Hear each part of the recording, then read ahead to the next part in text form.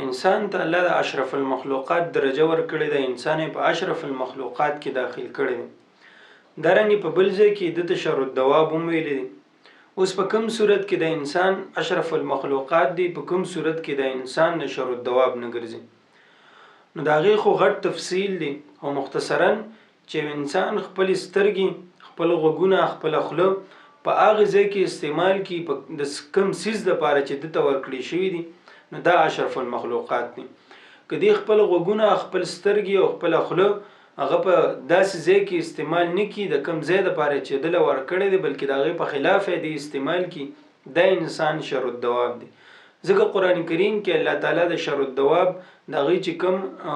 غلط صفتونه دي، پلید صفتونه دي، هغې بیان کړي دي. نو هغه دا دي چې دا کاڼي، دا ګونګیانې،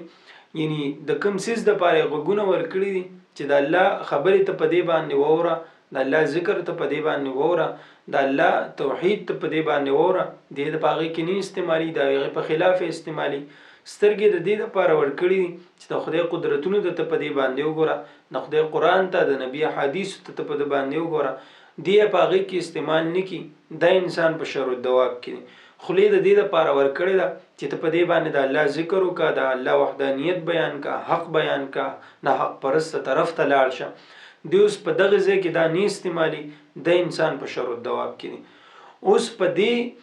دایرې نه چې کله موږ ځان وباسو د شر الدواب نه او ځان په اشرف المخلوقات کې وروستل غواړو، د دې دپاره به د غوږونو استعمال، د خولې استعمال، د سترګو استعمال، دارنګې د بدن د هر یو اندام استعمال په هغه ځای کې کول د کوم ځای دپاره چې موږ له دا راکړي دي، د کوم مقصد دپاره چې موږ له دا راکړي دي، په هغې صورت کې به موږ اشرف المخلوقات په دایره کې را دننه کیږو او اشرف المخلوقات په ګرځو. بیا په اشرف المخلوقات کې بهترین انسان څوک دی؟ په اشرف المخلوقات کې بهترین انسان چې نبی علیہ السلام فرمایلی دی، د عبدالله ابن عمر رضی الله تعالی عنہ روایت دی. هغه وایي چې نبی علیہ السلام فرمایلی دی په تاسو کې بهتر هغه څوک دی چې هغه اخلاق خوي. اخلاق د چا بهترین دي، رویه د چا بهترین ده، په معاشره کې د خلکو سره دغه اخلاق بهترین دي، دغه انسان په انسانانو کې بهتر دی، دغه انسان د حدیث مبارک په ترو باندې دغه انسان بهتر دی. د دې د وجې نه